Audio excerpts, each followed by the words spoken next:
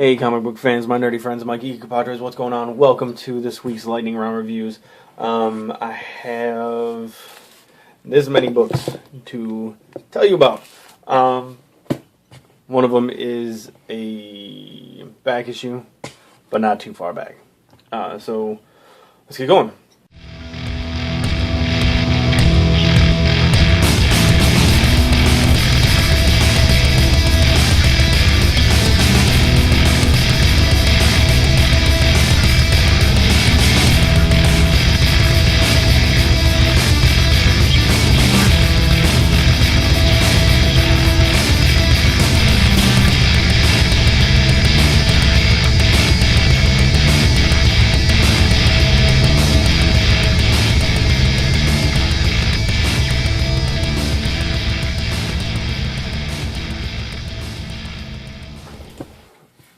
Alright, first, the back issue.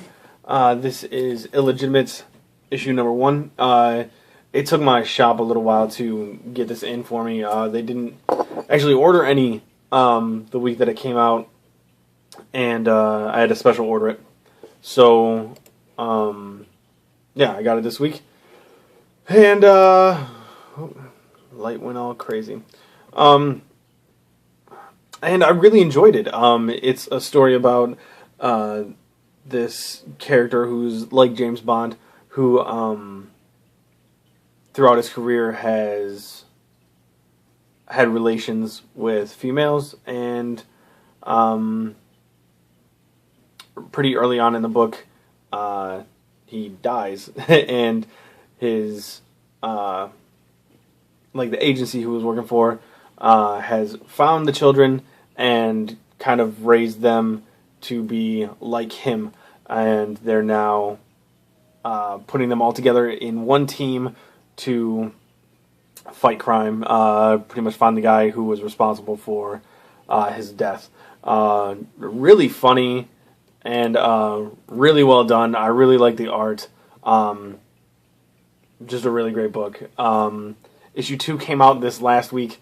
My shop again did not get it. They're special ordering it for me, and now they're gonna order the whole series for me. It's a mini series, but I'm excited to get the whole thing. It's one mini series I was really stoked to learn about. So yeah, Illegitimate's number 1, really good.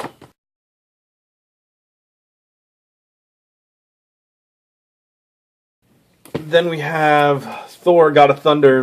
This is the end of the Accursed storyline, in which Thor fights Malekith, the dark elf.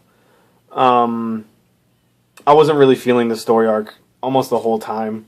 I don't know. I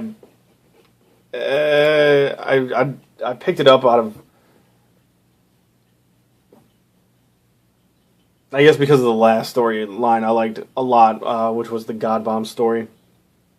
And then Frank got me back into it, and I just wasn't feeling it. It felt like very Lord of the Rings to me, this whole thing, and then the ending sort of left a lot to be desired, in my opinion. There's probably some people who really enjoyed the ending, and good for them. It just wasn't there for me. So I talked a little bit about dropping it, and then I was informed that the next Thor storyline is going to involve Galactus, and that's like one of the one characters that could be put into this storyline that I would be interested in, so we'll see what happens. I don't know. I may or may not pick it up, but as of right now, my intentions are to drop Thor. But we'll see.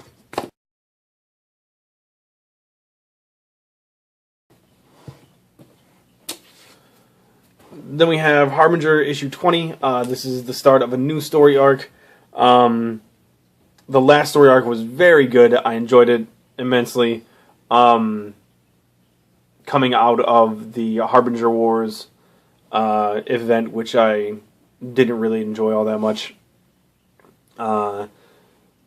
The last story arc dealt with Peter and the Renegades being captured by Harada and being put in a pretty much comatose dream state, just kind of like a false reality in their own minds.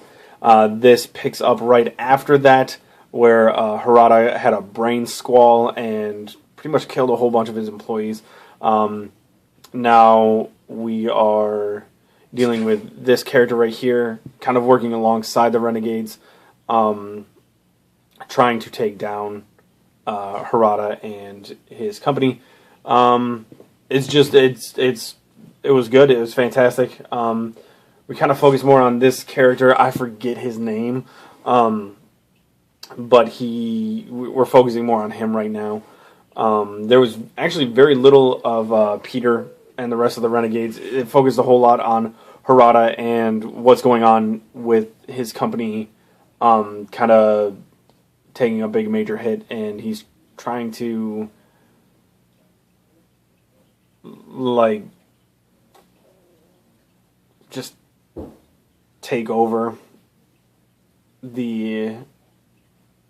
all the psionic people. It's hard to explain, and I know a bunch of you don't read the book, so you don't care, but it's really interesting. I really like it.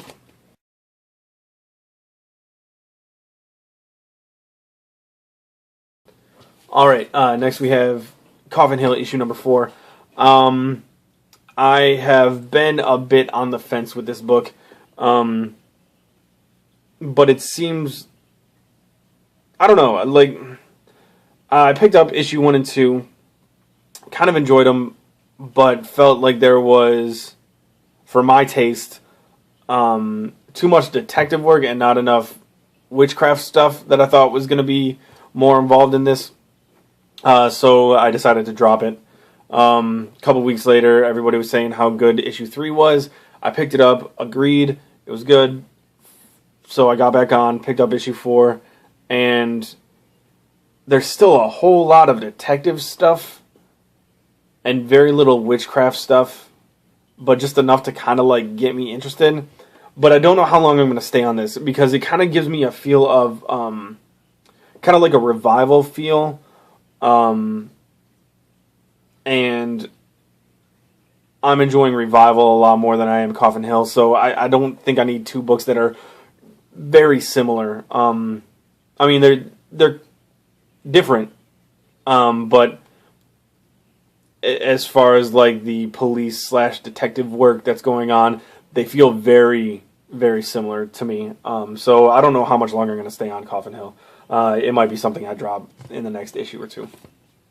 But that issue was pretty decent. I like the ending.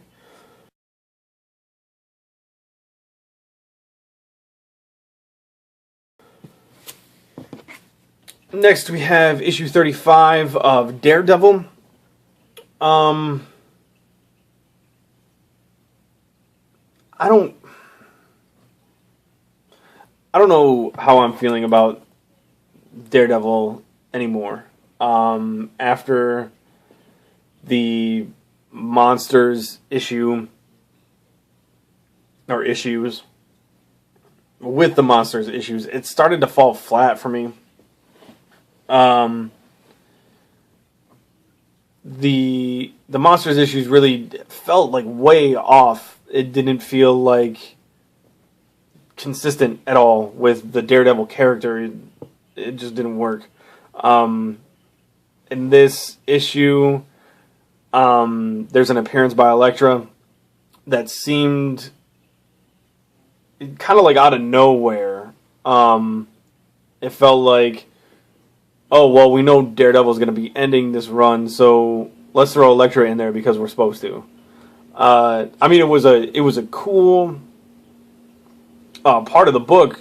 Like, it was a great like fight scene, and that was good. It's just it didn't feel like the right time. So I don't know. I think when I tweeted, I said that I really liked it, but the more that I'm thinking about it, it feels just forced.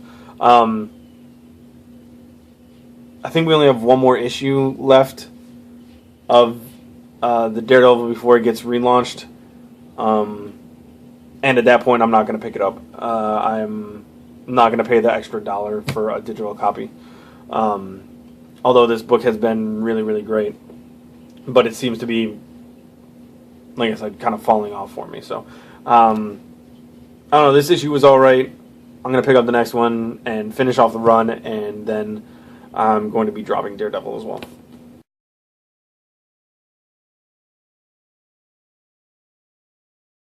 Alright, then we have Amazing X-Men issue number 3. This issue focuses on a lot of Beast, as you can see on the front here. Also a lot on Storm, and there is a lot more Nightcrawler in this issue than there has been in the last 2 issues, which is really great. I mean, I think that's what we've all been looking for. More swashbuckling, more pirates, more demons. Just awesome. I've been really, really loving this title. It's only 3 issues in, but all 3 of the issues, to me, have been really consistently great. Really enjoyed it. Curious to see what's going to happen with the next issue, seeing as how the book kind of left Beast in the mix of everything. But yeah, I'm really enjoying this book. If you haven't picked it up, give it a chance. I know there's the new Nightcrawler book coming out, written by Claremont, which is going to be awesome. So I don't know if it's going to be too much Nightcrawler with this book and that book, but for right now, I'm really enjoying this one. I will be picking up the Nightcrawler book. I guess when I heard about it, I didn't realize Chris Claremont was going to be writing it. So that's going to be another Marvel book I pick up. As many as I'm dropping, it feels like I'm picking up more. So, but this has been a really, really great title. If it starts like tying in with a whole bunch of other X-Men books, I've kind of promised myself that I'm not going to be picking up all the tie-ins. I don't care if there's an event or not. I'll stick with this until I begin to get sick of it. And actually, my guess is if it starts going into events, I'll probably end up getting sick of it and dropping it. But for right now, this has been great. I'm loving it.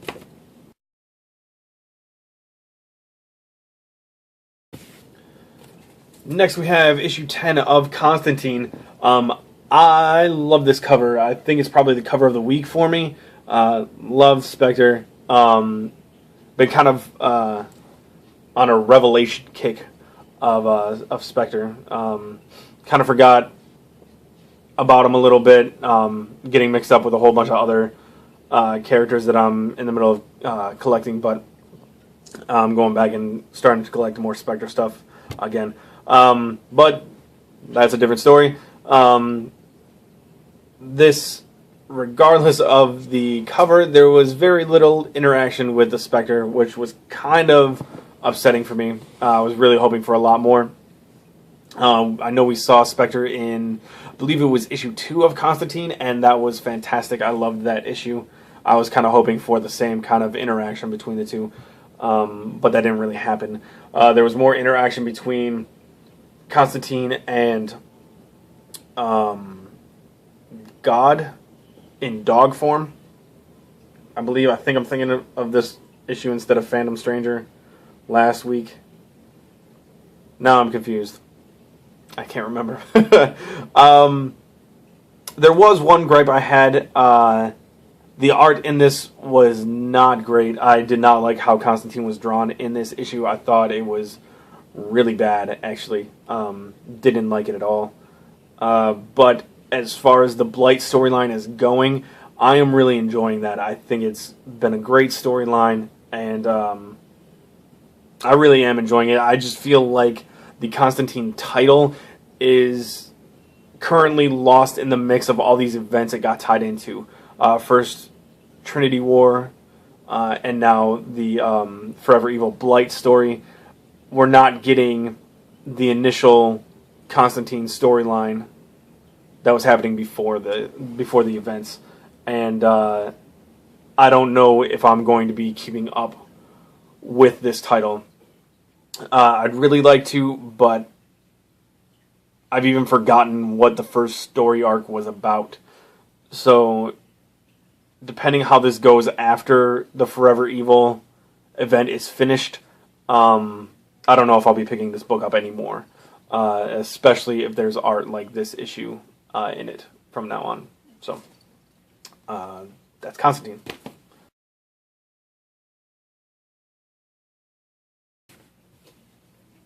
Next, we have a book I jumped back on, Superior Spider-Man. This is issue 25.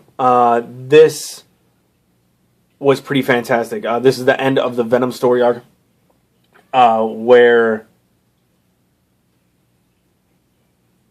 Octo Spidey as Venom does a lot of pretty crappy stuff. Gets in a huge fight with the Avengers. Also has kind of like had issues with Aunt May and with Mary Jane, and just a whole lot really kind of going on right now with his Venom story arc that I got caught up on, so I'm not 100% sure that everything I'm talking about is just in the single issue, but there's a lot that's been going on where Doc Ock has kind of been really messing with Peter Parker's life, and we see more and more of this happening, and Peter Parker becoming, like a lot of people have said, the menace that he used to be,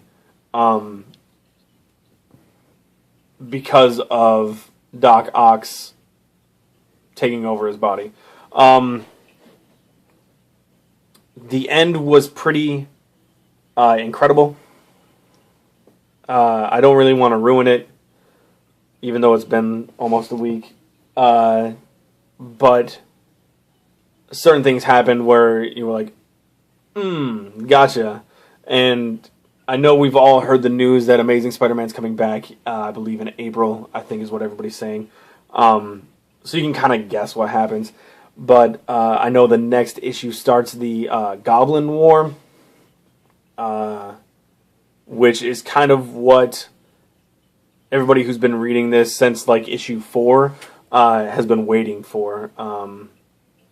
So I'm really excited to see what happens, and really excited to see how this change from Superior Spider-Man to Amazing Spider-Man is gonna take place. Alright, next, issue 22 of XMen Legacy. I've been saying this since the news has come out, that I'm really, really bummed that this title is ending. In here, in this issue, we have David fighting with the... I'm trying to think of how to put this. Fighting with the projection of his father that came from his brain and got overtaken by Blindfold's brother. We see them kind of fighting, and then David coming into the realization of what's going to happen. And at the end, we see the beginning of the end, I guess. I think we have 2 more issues left, and this has been a hell of a ride. I've been loving this book, and I have the Hulk's big toe to thank for that. He sent me, I believe it was like the first 5 issues of this book, and since then I've loved it, and it's great. I think at the end issue 24, I'm gonna get really choked up doing lightning round reviews because like I feel so emotionally invested in this book.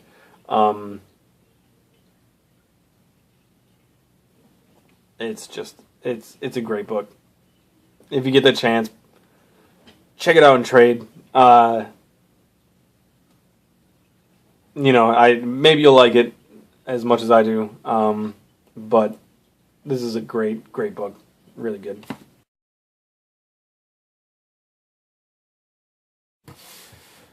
And last but not least, we have Ghosted issue 6, the beginning of a new story arc here.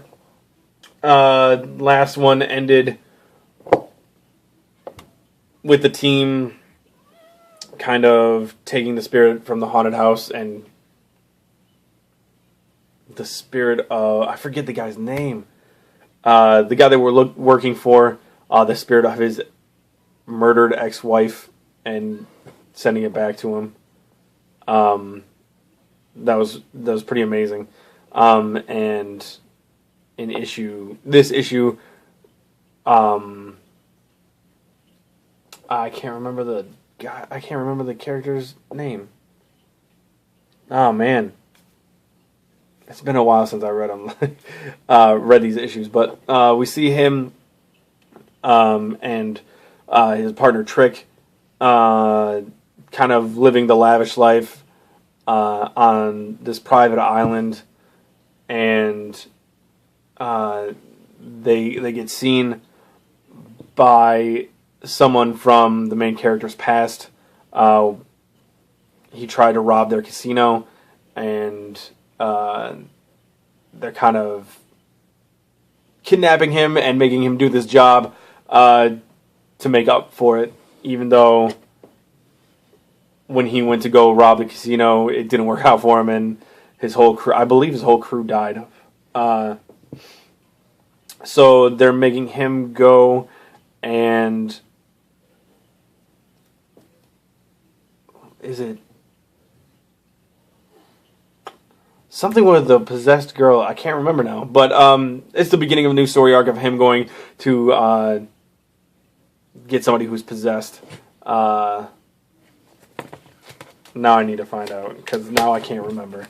And I look like an idiot doing this review.